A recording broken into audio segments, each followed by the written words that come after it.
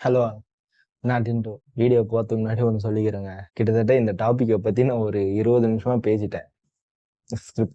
ஸ்கிரிப்டெல்லாம் எழுதலை, நான் அப்படியே தான் பேசிட்டு இருந்தேன். கிட்டத்தட்ட ஒரு 20 நிமிஷம் பேசிட்டு சரி ஓகே, அந்த கண்டென்ட் முடிஞ்சிடுச்சு, சரி வீடியோ என் பண்ணிக்கலான்ட்டு போயிட்டு கேமரா ஆஃப் பண்ணலான்னு போனால் ஆல் பார்த்தீங்கன்னா கேமரா ஆஃப்லேயே தாங்க இருந்திருக்கு. நான் ஆன் பண்ணாமலே அவ்வளோ நேரம் பேசிட்டு இருந்திருக்கேன். மைக்லாம் ஆனில் தான் இருந்திருக்கு, கேமரா வந்து ஆஃப்ல இருந்திருக்கு. விடுங்க. சரியான டென்ஷன் ஆயிடுச்சு. அவ்வளோ நேரம் பேசிட்டு அதுக்கப்புறம் பார்த்தீங்கன்னா கேமரா ஆஃப் பண்ணா டென்ஷன் ஆயிடுச்சு. இந்த எப்படி இன்ட்ரோடக்ஷன் கொடுக்குறதுலாம் எனக்கு தெரியலங்க இந்த டாப்பிக்கை பொறுத்த வரைக்கும். என்ன ரீசன்னா, ஒரு நிறைய சோஷியல் மீடியாவில் நிறைய பேர் பார்த்தீங்கன்னா அஸ்ட்ராலஜி உங்களை எப்படி ஏமாத்தும் அப்படின்லாம் சொல்லியிருக்காங்க. தன்னை அதாவது அவங்கள எதனா பண்ணியிருக்கான்னு கேட்டிங்கன்னா ஆன்சர் இல்லை. ஸோ என்னை வந்து அதாவது எனக்கு அந்த அனுபவம் இருக்கு. அதை வந்து நம்ம ஒரு ஆர்டர் பேசலாம். நான் வந்து காலேஜ் வந்து 2020 முடித்தேன். அப்போ என்ன ஆச்சுன்னா, அதுக்கப்புறம் பார்த்தீங்கன்னா சும்மா இல்லை, ஒரு கோர்ஸ் ஒன்று ஜாயின் பண்ணேன். அந்த கோர்ஸை வந்து ஒரு பாதியிலே வந்து டிஸ்கண்டினியூ பண்ணுற இதுக்கு ஆகிட்டேன். அது ஏன்னா அந்த கோர்ஸ் வந்து எனக்கு பிடிக்கல. கிட்டத்தட்ட மேக்ஸ் எல்லாம் அதில் நிறையா இருந்ததா, நம்மளுக்கு மேக்ஸுக்கும் ரொம்ப தூரம். 10த்லேயே பார்த்தீங்கன்னா ஒரு 35 தான், ஜஸ்ட் பாஸ் தான் ஆனேன். ஸோ அதனால எனக்கு மேக்ஸுக்கும் அதுக்கும் ரொம்ப தூரம். அது வந்து மேக்ஸை வந்து அப்படியே அதனால வந்து அந்த கோர்ஸை வந்து டிஸ்கண்டினியூ பண்ணிட்டேன். டிஸ்கண்டினியூ பண்ணிவிட்டு வீட்டில் சும்மாலாம் இல்லை. அதுக்கப்புறம் வந்து வேலைக்கு போயிட்டுருந்தேன். வேலைக்கு போனேன். அந்த வேலையும் எனக்கு பிடிக்கல. அம்மாவும் சொன்னாங்க, உனக்கு பிடிச்சா செய், பிடிக்கலனா நின்று அப்படின்னாங்க. சரி ஓகே, நானும் நின்றுட்டு வந்து இப்போ ஒரு 2-3 மாதம் வீட்லேயே இருந்தேன். அதுக்கப்புறம் அவங்க பார்த்து சும்மா இல்லாமல் வா நம்ம போய் ஜோசியரை போய் பார்க்கலாம் அப்படின்னாங்க. எனக்கு சின்ன வயசுலேருந்து ஜோசியர்லாம் ஜோசியரை என்னை பற்றி ஜோசியர்கிட்ட கேட்கணும்னா எனக்கு பிடிக்காது. ஃபேமிலியில் போவாங்க, அப்போ என்னையும் கூட சேர்ந்து கூட்டின்னு போயிடுவாங்க. வீட்டில் தனியாக இருப்பான்ல, அதெல்லாம் என்னையும் கூட்டின்னு போவாங்க. நான் பாட்டு அங்கே அப்படியே கை கட்டி உட்காந்துட்டு அப்படியே பார்த்துக்கிட்டு இருப்பேன்.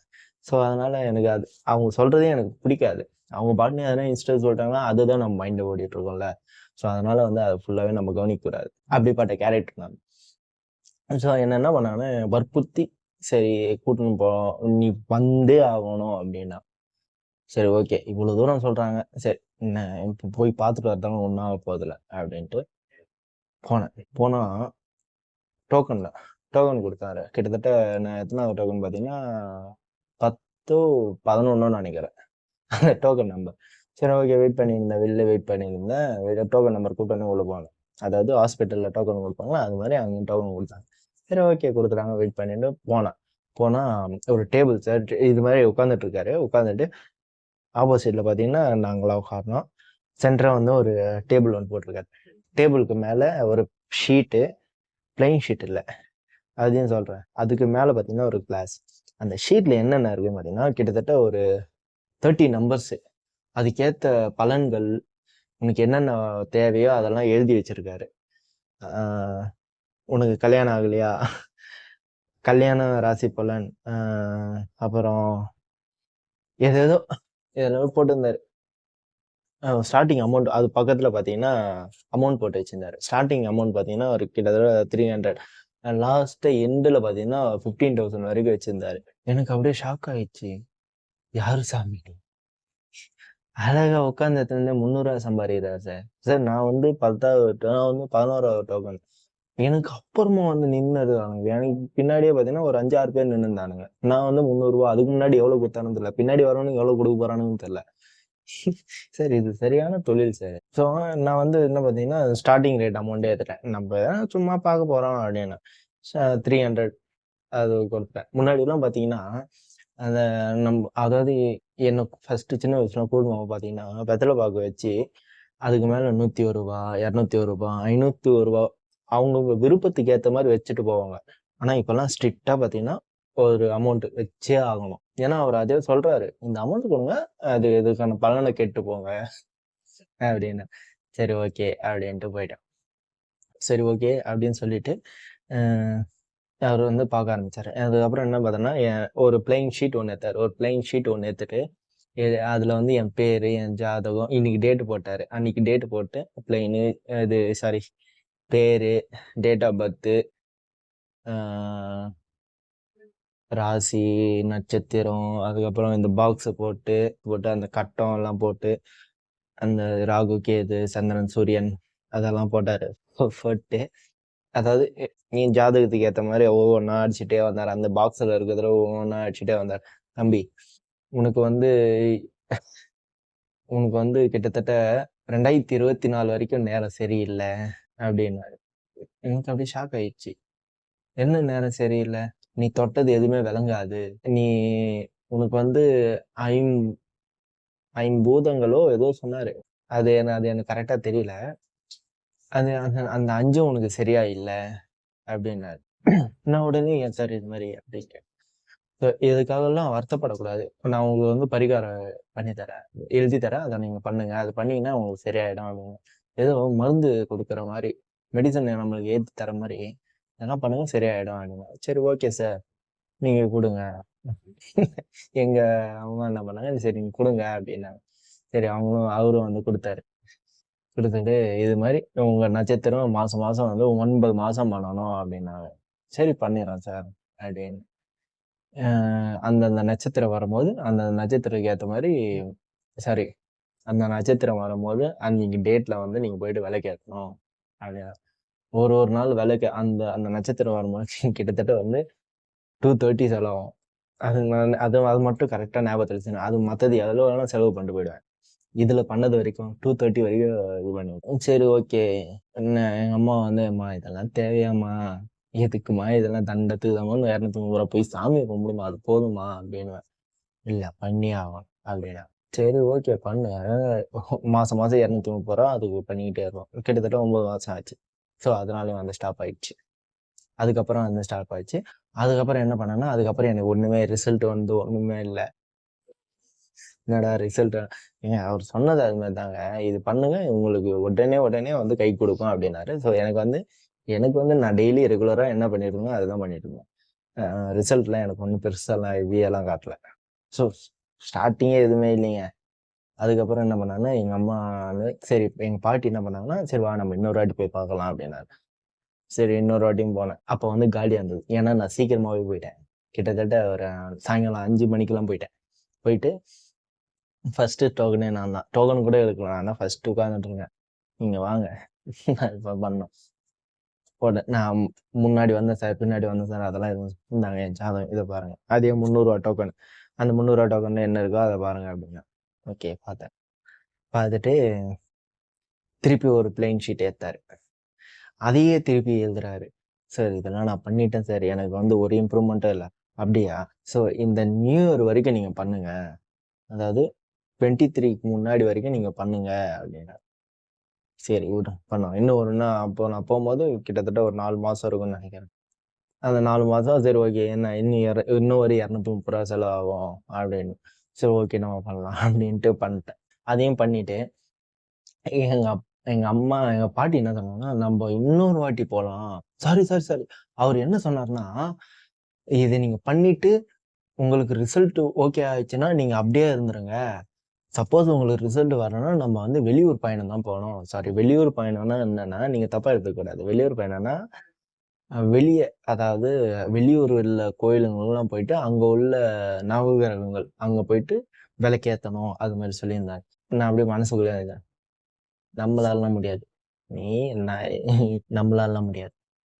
இங்க பண்றோமா, அதோட சரி. வெளியலாம் நோ சான்ஸ் அப்படின்ட்டு. இது வரையுமே பண்ணிட்டேன். அதுக்கப்புறம் எங்க பாட்டி என்ன சொன்னாங்க, "நம்ம இன்னொரு வாட்டி போய் பார்த்துட்டு வந்துடலாமே" அப்படின்னாங்க. வாய வச்சுன்னு கம்முனு இருங்க. சும்மா இது மாரிலாம் சொல்லிட்டு இருந்தீங்கன்னா டென்ஷன் ஆயிடுவேன் நானு. நானே என் ஃபியூச்சர்ல என்ன பண்ண போறேன்னு தெரியாம முழிச்சுட்டு இருக்கேன். இதுல வேற நீங்க வேற குறுக்கால வந்து இப்படிலாம் பண்ணியிருந்தீங்கன்னா எனக்கு இன்னும் டென்ஷன் ஆயிடும் அப்படின்னு சொல்லியிருந்தேன். சரி அவங்களும் சரின்ட்டாங்க. இதுல நடுவுல எங்க மாமா வந்து வாஸ்து பார்க்குறேன்ட்டு ஒருத்தர கூட்டிட்டு வந்தாரு. "இவரு யாரு புதுசா வந்திருக்குது?" அப்படின்னாரு. சார் அவருக்கு வந்து கால் வந்து கொஞ்சம் நொண்டி. சின்ன கால். ஒரு லெஃப்ட் ஹேண்ட் கால் வந்து சின்ன காலு. நெறைய நொண்டி நொண்டி தான் இருந்தாரு. ஆள் நல்லா வாட்டசாட்டமா இருந்தாரு. உடனே அவரு என்ன பண்ணாருன்னா, அவரு வந்து அவர கூட்டின்னு வந்து பார்த்தீங்கன்னா, வீடு வாஸ்து பார்க்கறதுக்காக கூட்டின்னு வந்தாரு. ஸோ உடனே சரி இவனுக்கு வந்து லைஃப்ல எதுவுமே செட் ஆகல. ஐ மீன் வேலை எதுவும் செட் ஆக மாட்டேங்குது இவனுக்கு. இவனுக்கு என்ன பண்ணலாம் அப்படின்னு கேட்கறதுக்கு அவர கூட்டின்னு போனாரு. உடனே அவரு கையில வந்து ஏதோ ஒரு லாக்கெட் மாரி ஒண்ணு வச்சிருந்தாரு. எப்படி சொல்ல தெரியுமா? இந்த புல்லட் இருக்குல்ல, புல்லட் கன் புல்லட்லாம் இருக்கு பாத்தீங்களா? அது மாரி ஒரு லாக்கெட். அது மாரி ஒண்ணு வச்சிருந்தாரு. இடுப்பு வச்சுட்டு கீ செயின் மாரி இவ்வளோ தூரம் தொங்குது. கிட்டத்தட்ட இவ்வளோ இங்கருந்து இவ்வளோ தூரம் வரைக்கும் தொங்குது. அது கீழ வந்து அந்த புல்லட் மாரி ஒரு லாக்கெட். "தம்பி சூரியன் உதிக்கிற பக்கம் நில்லுங்க" அப்படின்னாரு. சரி நிக்கிறேன். நின்னோனே அவர் என்ன பண்ணாரு, இப்படி வச்சுட்டு, சாரி இப்படியான்னு தெரியல. அதுக்கு நான் சரியா கவனிக்கல. இப்படி வச்சுட்டு, அது வந்து இப்படி இப்படி இப்படி அப்படியே நின்றுச்சு. நின்ன உடனே எனக்கு, "தம்பி, நீ ஒரு 9 வாரம் வந்து முருகர் கோயிலுக்கு போயிட்டு வா. ஒரு அதுல 1 வாரம் வந்து திருப்பதி போயிட்டு வந்துரு. திருப்பதி போய் கால் வச்சுட்டு வந்துரு" அப்படின்னாரு. இங்க இருக்கிறது மனசுக்குள்ள நினைச்சேன், இங்க இருக்குது முருகர் கோயில். இங்க வேணா போயிட்டு வரேன். அவ்வளவு தூரம்லாம் என்னால போக முடியாது அப்படின்னு நினைச்சிட்டேன். சரிங்க சார், சரிங்க சார். உடனே வீட்டுக்குள்ள வந்து, தம்பி இதெல்லாம் மாத்திருங்க. இதெல்லாம் மாத்திருங்க. இதெல்லாம் மாத்துனீங்கன்னா தான் அவனுக்கு வந்து வேலை கிடைக்கும்" அப்படின்னாரு. எனக்கு ஒண்ணுமே புரியல. சரி, இது இங்கேயே இருக்கிறதுனால நான் எப்படி சார் வேலை ஆக முடியும்? ஆக்சுவலா நான் இந்த வீட்லயே தான் இருக்க போறேன். எனக்கு இப்ப இருக்கிற வீட்லயே தான் இருக்க போறேன். ஸோ அதனால நான் எப்படி சார் மாற முடியும்? அப்படின்னு அப்படியே நினைச்சேனே. சரி, ஓகே, ஓகே. அவர் கூட்டின்னு வர வேண்டாம். திட்டிடுவாங்க வீட்ல. நான் அது மாதிரி பேசினேன்னா என்ன திட்டுவாங்க. ஸோ அதனால எதுவும் பேசல. அவரும் போயிட்டாரு. போயிட்ட பிறகு, பாருங்க வீட்டு மேல கை வச்சீங்கன்னா அவ்வளோதான் சொல்லிட்டேன். இருக்கிறது அப்படியே இருக்கட்டும். ஏன்னா, அதுக்கு முன்னாடி அவர் வந்திருக்காரு. நான் வந்து அப்ப இல்ல. நான் காலேஜ் போயிட்டு இருந்தேன். காலேஜ் படிச்சிருந்தேன். அப்போ அந்த நடுவுல வந்து அவர் போயிட்டாரு. போயிட்டாரு. அப்ப என்ன சொன்னாருன்னா, நம்ம வீட்ல வந்து ஒரு சின்ன கடை இருக்கும். சின்ன கடை தான். அந்த கடைய வந்து ஆல்ட்ரேஷன் பண்ணுங்க. வாசக்கால் இந்த பக்கம் வாசக்கால் இருக்கிற பக்கத்துல மூடிட்டு, இன்னொரு பக்கம் வாசக்கால் வைங்க அப்படின்னாரு. ஆக்சுவலா எங்களுக்கு வந்து அப்போ நல்ல வியாபாரம் தான் இருந்தது. உண்மையாதாங்க. நல்ல வியாபாரம் இருந்தது. அதுக்கப்புறம் அத மாத்துன பிறகு தான் சுத்தம். ஒண்ணுமே செட் ஆகல. சரி, இதையும் நான் சொல்லிட்டேன். இந்த பாருங்க, இன்னொரு வாட்டி அதுல கை வச்சீங்கன்னா அவ்வளவுதான். உங்கள தேவையில்லாதெல்லாம் பண்ணின்னு இருக்காதீங்க அப்படின்னு சொல்லி திட்டிட்டேன். திட்டுனதுதான். அது வரைக்கும், இது பாரு, வாரத்துல 1 நாள் போயிட்டு வர போறேன். அத ஏன் இது பண்ற அப்படின்னு சொல்லி போயிட்டு வரலாம். போயிட்டு வர சொன்னாங்க. சரி விடு, போயிட்டு வரேன். கோயிலுக்கு தானே போறோம். சரி விடு, போயிட்டு வந்துடலாம் அப்படின்ட்டு போயிட்டு வந்தேன். இதுல என்னன்னா, நானாச்சும் பரவாயில்ல. என் ஃப்ரெண்டு இருக்கான். அவன்லாம் இன்னும் மோசம். எங்கலாம் வந்து ஒரு 3 மாசத்துக்கு ஒரு வாட்டி அது மாதிரி தான் எங்க வீட்ல போய் பார்ப்பாங்க. அதுவும் ரேர் தான். என்ன வச்சு தான் போய் பார்க்குறாங்க. இல்லன்னா பார்க்க மாட்டாங்க. ஆனா அவனெல்லாம் பார்த்தீங்கன்னா, வாரத்துல ஒரு 2 நாள் வந்து கம்பல்சரியா வந்து அவங்க வீட்ல அவங்க அப்பா, அம்மா வந்து போய் பார்த்துட்டு வந்துருவாங்க. இவன் இப்படியே இருந்தா எப்படி? அப்படின்ட்டு. அவன் வந்து புலம்புவான். "டேய், என்னடா இவங்க இது மாரி சும்மா சும்மா போய் பார்த்துட்டு வராங்க" அப்படின்னு சொல்லி புலம்புவான். இன்னும் டென்ஷனா இருக்கும். சரி விடு, விடு. அவங்களா போய் பார்த்துறாங்க. நம்ம போக போறதில்ல. அவங்க தான் பார்த்துக்குறாங்க. அவங்க தானே பார்க்க போறாங்க அப்படின்னு சொல்லி விட்டுருவோம். இதுல இன்னொருத்தனும் இருக்கான். அவனுக்கும் இதுக்கும் செட்டே ஆகாது. சரி வாடா, நம்ம 3 பேரா போய் பார்த்துட்டு வரலாம் அப்படின்னா, நீங்க 2 பேர் வேணா போயிட்டு வாங்க. அதுக்கு நோ சான்ஸ் அப்படின்ருவான். ஏன்னா அவனுக்கு வந்து அதெல்லாம் பிடிக்காது. ஏன்னா ஆல்ரெடி வந்து அவனுக்கே தெரியும். பாரு, நான் அவன் சொல்றது இதுதான். நான் படிச்சேன்னா நான் முன்னேற போறேன். அதாவது நான் என்ன பண்ணறேனோ அது எனக்கு ரிட்டர்ன் வரப்போகுது என் லைஃப்க்கு. ஸோ அது வந்து நான் அத வச்சு என்ன போய்க்கிறேன். எனக்கு இது மாரிலாம் வேண்டாம் அப்படின்னு சொல்லிட்டு போயின்னே இருப்பான். ஆக்சுவலா அவன் வந்து எப்படி சொல்றது, இந்த கேட்டகரி செட் ஆவாத கேட்டகரி. நாங்க 3ம் அதேதான். இதுல வந்து அவங்க வீட்ல அது கிடையாது. எங்க வீட்ல இது மாரி. அவங்க வீட்ல அது மாரி கிடையாது. இவ்வளவுதாங்க. இத வச்சு இவ்வளவுதான் நடந்தது. ஆக்சுவலா எனக்கு வந்து எந்த ரிசல்ட்டும் கிடைக்காது. கிடைச்சதும் இல்ல. என் லைஃப் எப்படி போயிட்டுருக்கோ அதே மாரி தான் போயிட்டுருக்கு. இ அவங்க சொன்னாங்க, இவங்க சொன்னாங்கலாம் மாத்திக்காதீங்க. உங்க லைஃப் என்னவோ அது பாட்டுன்னு அது போயிட்டே இருக்கும். நம்ம என்ன பண்றோமோ அது நம்ம ரிட்டர்ன் வரதான் போகுது. இவ்வளோதாங்க. வேற ஒண்ணுமே இல்லைங்க. அ அத போட்டு நம்ம மென்டல் ப்ரெஷர் தான் ஏத்திக்க முடியும். அவங்க சொல்றத வச்சு, ஓகே நம்ம ஏன்டா தொட்டதெல்லாம் விளங்க மாட்டேங்குதே அப்படின்னு நினைச்சுட்டு தான் இருக்கணும். இதனால ஒரு யூஸுமே இல்ல. நீங்க என்ன நினைக்கிறீங்களோ அத பண்ணுங்க. அத பார்த்துக்கலாம். ஃபியூச்சர்ல அது நம்மளுக்கு கை கொடுக்க போகுது. அவ்வளோதான்.